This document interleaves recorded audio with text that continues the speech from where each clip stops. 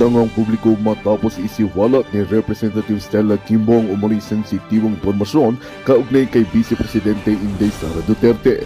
Ayon sa mga ulat, lumantakay umano si Kimbo sa isang closed-door session ng Kongreso at inilahad ang ilang mga lihim na detalye hinggil sa paggamit ng pondo at mga proyekto ng Office of the Vice President.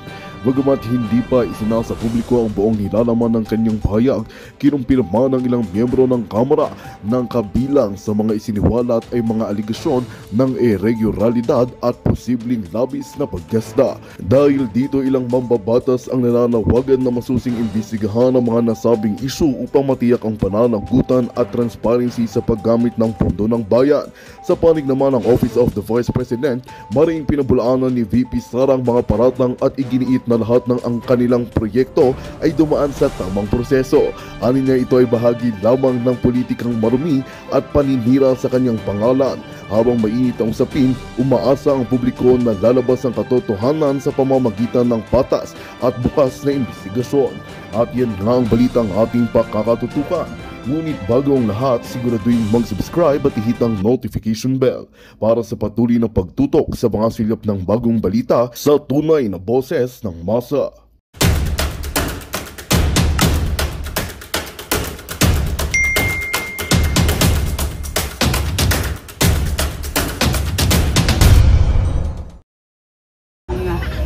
In every single aspect, magmula sa fake news tungkol sa buhay ko, fake news tungkol sa personality ko, fake news patungkol sa kung ano magiging agenda ko. So in every single aspect, yun na naging challenge ko. And to certain point, sa sobrang dami ng trolls nila, ang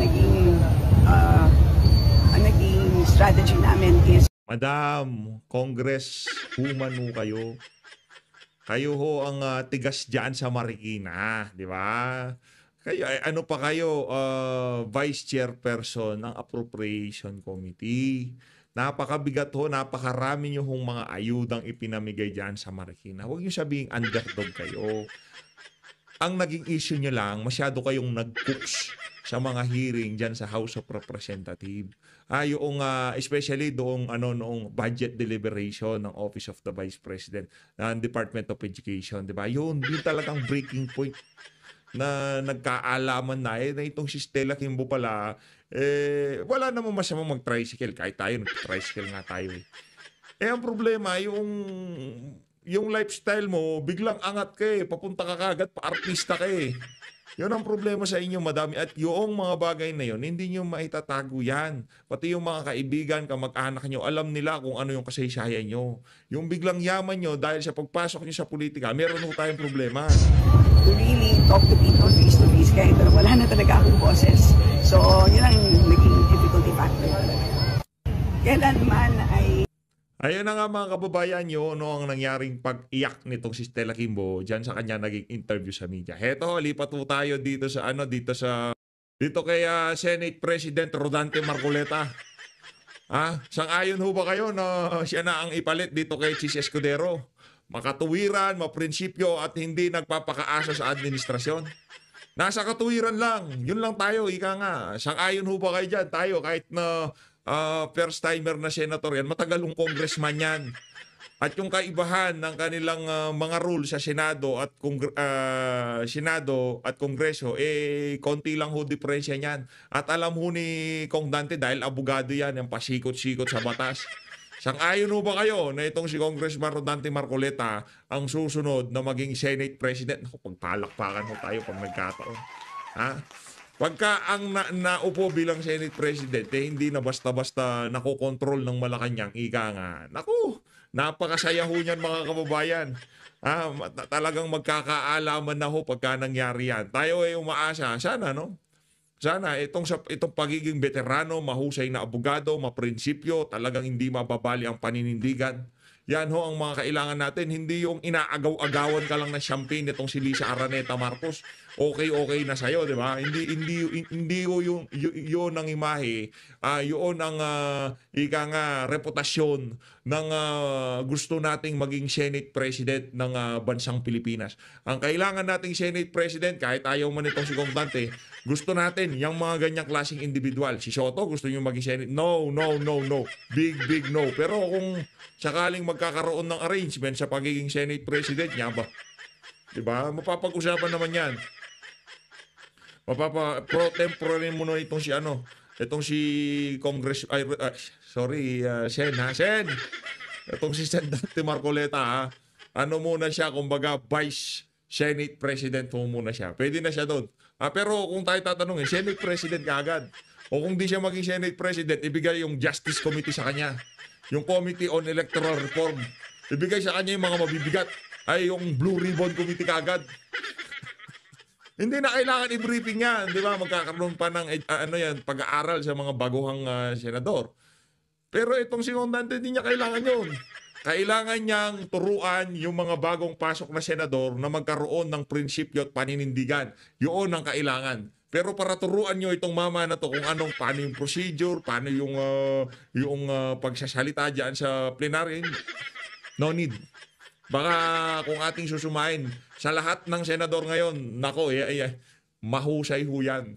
At tayo nakikita natin na napakaliwanag ng kinabukasan nitong si Congressman Rodante Marcoleta sa pagkapanalo niya na yan ng senador.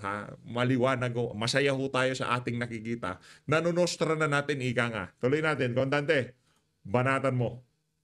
Rodrigo Duterte. Pagpakabayani po kayong lahat. Ilaban po natin ang katwiran kahit anong mangyari. Salamat po at mabuhay kayong lahat. Salamat po, sir. Congrats po. Congrats ko nga. Ganda ng tao ni Kong Dante. Ganda ng tao niya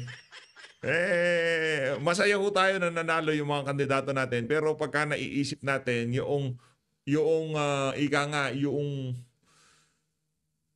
chance na magkaroon tayo ng talagang mga mahuhusay na na senador kagaya nitong si Kong Dante. Kumbaga meron tayong hindi lang si Kong Dante, nandiyan si Pastor Kibuloy, nandiyan si Atty. Vic Rodriguez. Mas masaya ho sana tayo no? Kahit yung dalawa na yun nakapasok at pangatlo itong si Senator Jimmy Bondoc. Naku, sana. Atty. Jimmy Bondoc, sana no? Kung nakapasok yung tatlo na yun, talagang mas ika nga ngayon pa lang ramdam na ng administrasyon na talagang may kaalalagyan sila sa 2028. O kahit sa pagkapanalo na yan ni Kong Dante at ng ibang mga kasama niya, alam na ng Malacanang na hindi na nilang hawak. Kumbaga, noong eleksyon talagang pinipilit nilang sakmalin na yung kapangyarihan. Ayaw ho nilang bitawan. Dapat sa 2028 tayo pa rin ang mamayagpag.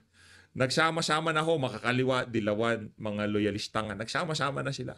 Pilit ho nilang sinasakmal ang pamahalaan, yung tipong ayaw ho nilang bitawan. Sa ayaw at sa gusto nila, yung grip na yan, bibitaw yan. Bibitaw yan, lalo na dito sa pagkapanalo nitong si Senator Christopher Bongo, Senator Bato, Senator Rodante Marcoleta, Senator Camille Villar. Naku, may kalalagyan kayo ngayon. Ito na yung kung tawaging let's keep to the good part. Ito na yun. Dito tayo, lipat tayo dito sa dito sa nangyayaring selebrasyon. Diyan sa Cebu. Pakinggan natin kung ano ang sigaw ng mga Cebuano. Nandito ito si Ma'am Pam. Itong si Ma'am Pam Baricuatro, parang kahawig niya itong si Madam Pamela. Sa totoo lang pag nakikita ko sila, akala ko sila magkamag-anak dati. Kung di mo lang alamin yung apelido, hindi mo. Pero magkapangalan, kaya siguro magkatukayo, pati mukha magkatukayo. Magkamukha talaga sila. Ito. Panoorin niyo mga kambal.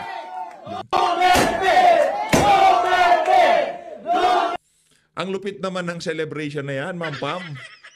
Yan ang bagong governor ng Cebu, ang si Ma'am Pam Baricuatro. Masaya ho tayo dahil wala na ho dito kay Aswang. Mukhang Aswang naman talaga si di ba? Anong pangalan nun? Yung si Gwen Garcia, sa sobrang retoke ng mukha niya, mukha na ho siyang Aswang sa totoo lang. Hindi na ho siya maganda, nakakatakot na Ito talaga, itong si Ma'am Baricuatro, hindi siya, kumbaga, all natural, walang halong chemical ang pagmumukha niya. Kaya winner ho siya, hindi lang ho siya winner sa puso ni Tatay Digong, winner pa ho siya sa puso ng mga Cebuano. Palakpakan ho tayo mga kababayan. Ayan o. Duterte! Duterte! Duterte!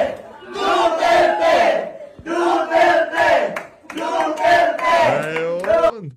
Palakpakan ho natin ang mga Cebuano na wala na ho sila sa kamandag nitong si Bakulaw, nitong si, ano pangalan to? Nitong si Gwen Garcia. Ito, rekta ho tayo dito sa dito sa third floor studio, Your Happy Network. Naku, magiging happy na naman ho tayo dahil tatambay tayo dito sa channel nitong si Sir Marlon at si Ma'am Pam. Kung di po ako nakasubscribe, wag na ho kayong mahiya. Punta na ho kayo dyan sa third floor studio. Subscribe po kayo. Dapat ba tayo na... Hanggang ngayon ba, Marlon, may inaasahan ka wala na. ma-accomplish pa ng Marcos administration na ito yung mga campaign promises niya? I don't think so. Wala na, Pamela. Ang inaasahan ko na lang. Lagay natin itong si Kimbo dyan sa gilid para talagang mabisa itong Lang rito, yung ultimo sila, tanggap nila na nag-aantay na lang sila matapos yung termino nila. Higit lalo, at halatang-halata yung naging resulta ng nakalipas na midterm elections, para silang sinampal ng kaliwat kanan. Alam mo, Marlon, since I have access dun sa 7th floor, no? Dun sa HQ. Yun nando yung mga Panginoon Oo. sa BBM headquarters. Yung sa HQ. And when I say may access, kapag kailangan akong mag-assist ng executives, no? Yes. Nandun ako. Alam mo bang panalo na sa planning, naririnig ko lagi si Attorney Vic na sinasabi niya kay Marcos, no? Oo. Na alam mo, sa third year, you become a lame duck. Kaya first year pa lang, day one, magtatrabaho ka na. And once you become a lame duck, yung bang hinihintay mo na lang in the last 3 years, na yung tinanim mo the first 3 years, umuusbong. Para kung ano man ang iwan mo, pag exit mo ng palasyo, nandyan yan legasiya mo. Ang problema, walang tinanim. Wala tinanim. At ito pong sinasabi ko, nasa libro ng Kingmaker Book.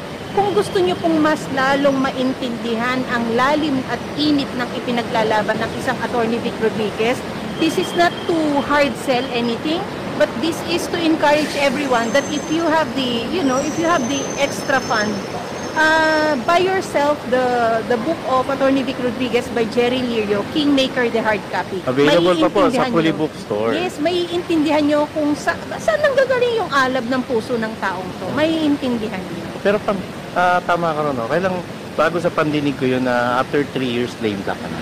Kasi usually, nagiging lame duck ang presidente pagka 1 year na lang. Pero to, ganun sila ka-advance mag-isip nun sa 7th floor. No? Ito nga, year 1 lame duck na eh. Mula nung kinalasan sila ni Attorney Vic Rodriguez. Totoo. Diba? Totoo. Naging lame duck na eh. Actually, paano ba tatagalugin ng lame duck? Pilay.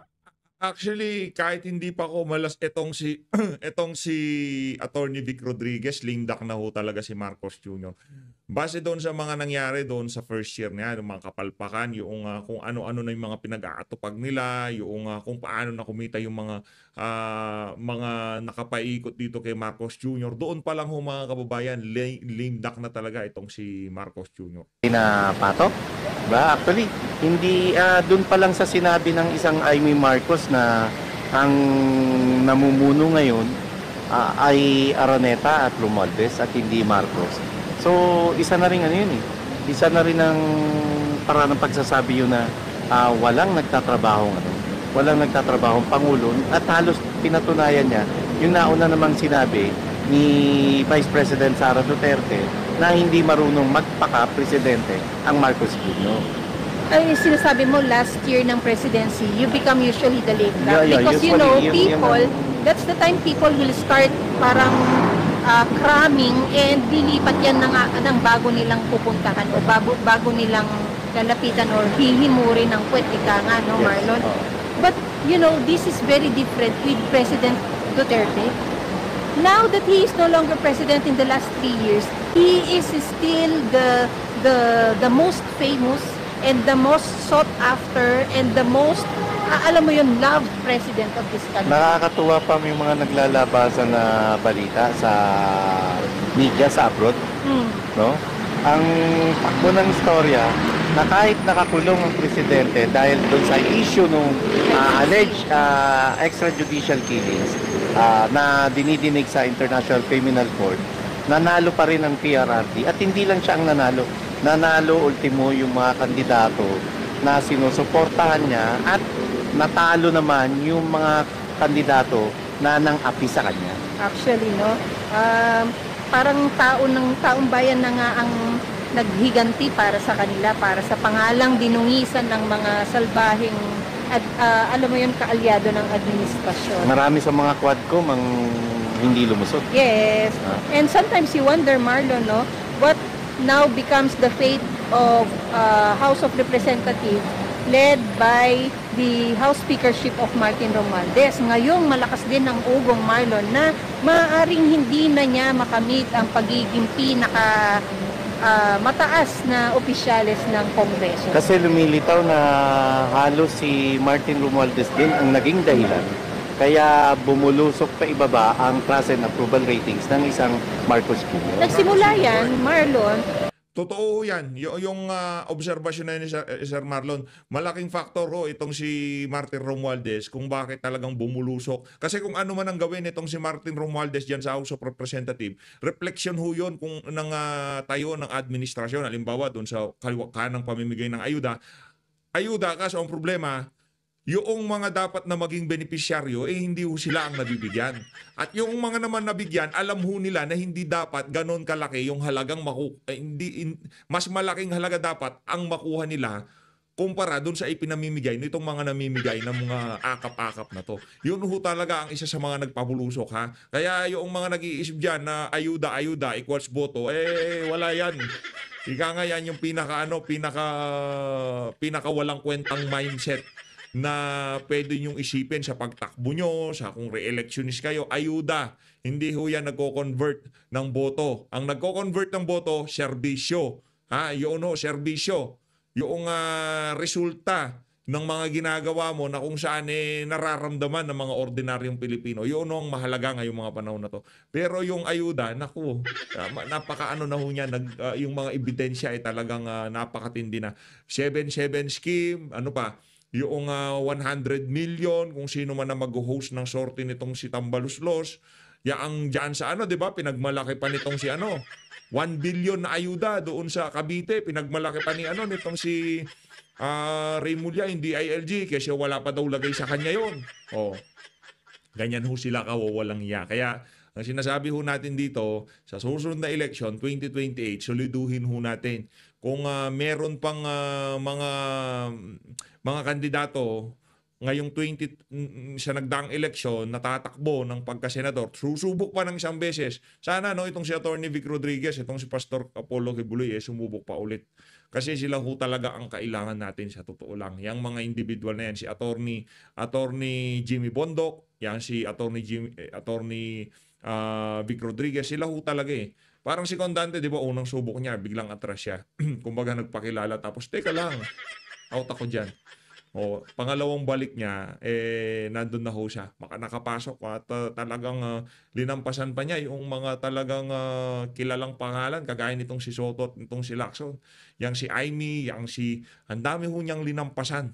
No, talagang matindi ho yung pagkapanalo ni Kong Dante. Wala ho siya dun sa laylayan. Kumbaga yung pagkapanalo niya testamento sa loobin ng sambayan ng Pilipino na yung mga pinagagawa ng administrasyon na to marami na hindi natutuwa sa ating mga kababayan.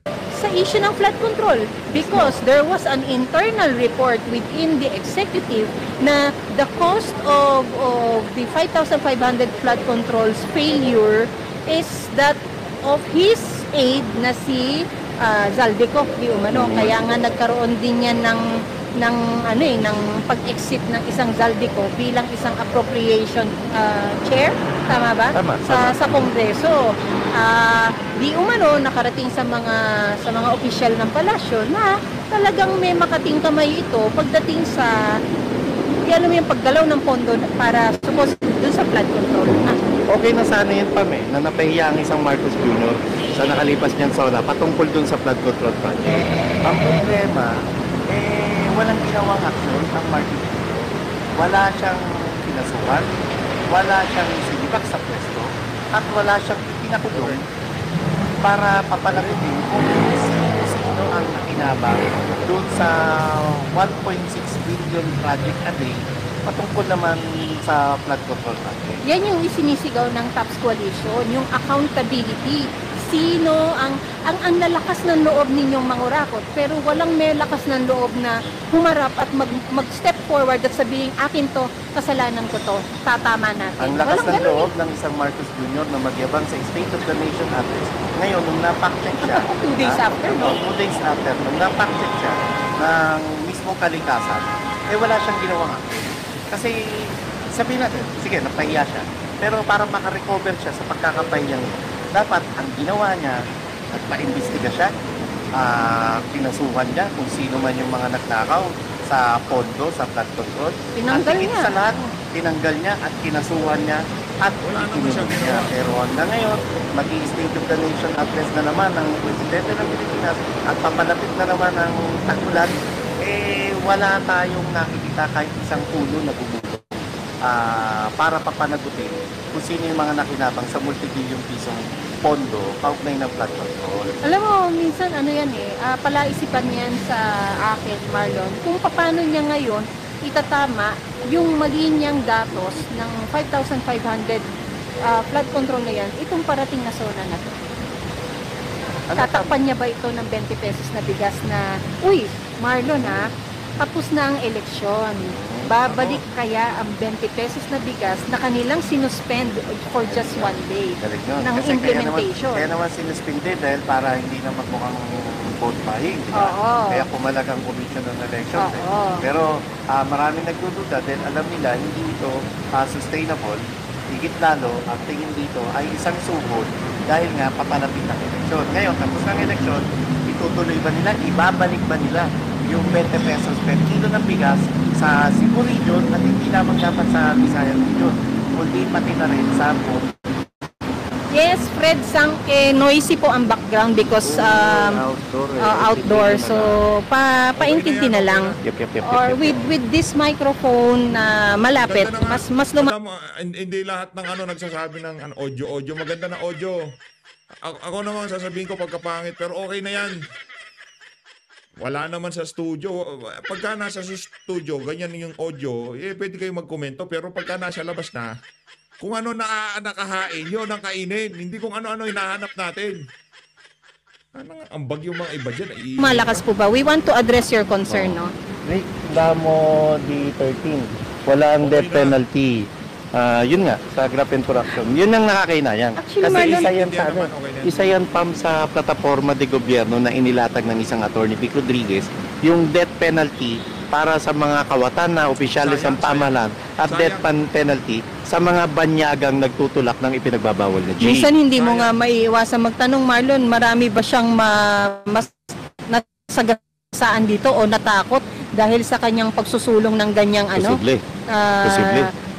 adhikain, no? May Oo. mga politiko nga ang nagsasabi na dapat hindi muna ngayon yan sinusulong ng isang attorney Vic kasi baka raw tamaan sila sakaling manalo sila. Actually, Marlon, balik ko lang yung sinasabi natin 20 pesos na bigas, no? It started in Cebu.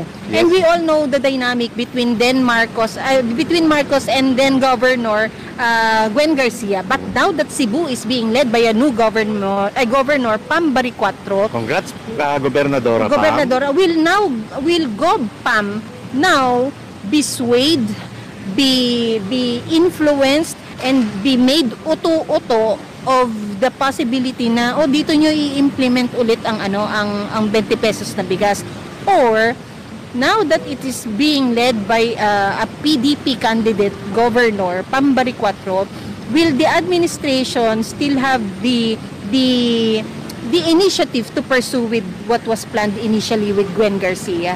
Tignan natin. Di ba? At marami nakaantabay sa isang Pam Baricuatro kung paano siya magtatrabaho at kung paano siya magpe-perform bilang baguhang gobernadora sa Cebu. Actually, Marlon, I feel kind of sad somehow and surprised when I saw her online, no, when she took oath and then she went out na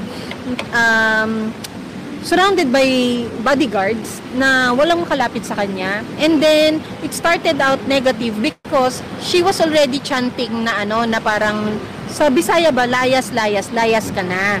So that's negative. Contrary to how Isko Moreno of the new now comebacking mayor ng Manila, when he offered the olive branch to La Cunha, na ang sinasabi niya panahon na para magtrabaho, isang tabi na yung issue. But then compared now to Pambari 4 na very aggressive yung pagtanggap niya ng bago niyang posisyon, and negative yung approach niya dun sa kanyang natalo naman na. So I think somehow sa mga bagong upo dyan, sana we start everything with one foot forward na maayos at positive. So, ibig mo sabihin, dapat she need to embrace, Humility.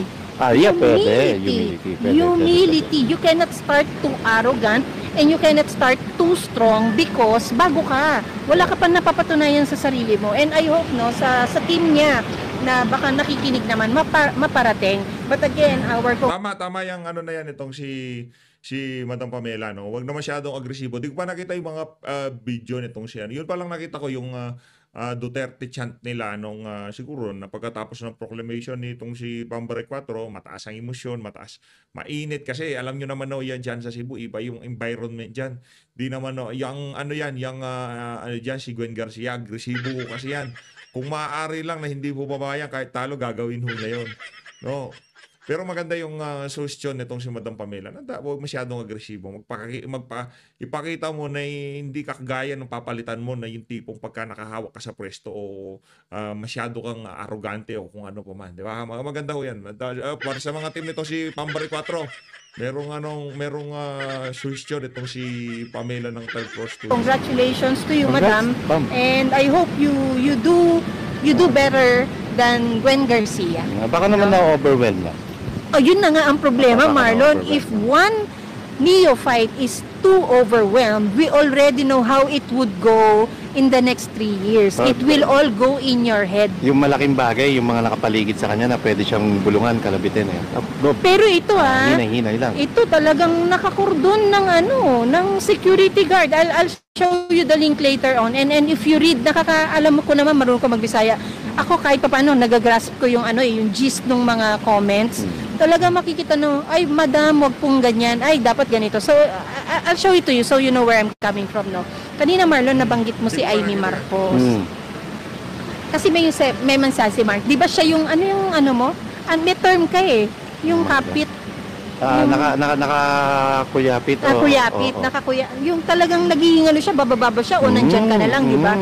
Kung may bayag lang si Amy, malamang yung bayag niya nandito talaga. Nung alam niya, malaalag lang siya. Malay mo naman meron. Oo, malay mo naman meron din, di ba? Sorry sa term. Hindi, it's a strict term, totoo naman.